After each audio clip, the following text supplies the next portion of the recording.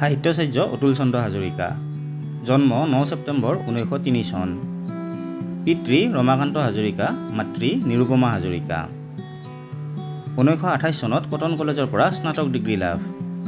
গুৱাহাটীৰ আৰ্ল ল কলেজৰ পৰা আইনৰ ডিগ্ৰী লাভ কৰে। গুৱাহাটী সোণাৰাম হাইস্কুলত শিক্ষকতাৰে কৰ্মজীৱন আৰম্ভ কৰি 1945 চনত কটন কলেজত যোগদান কৰে। তেওঁৰ প্ৰথম প্ৰকাশিত পুথি কবিতা সংকলন মণিমালা।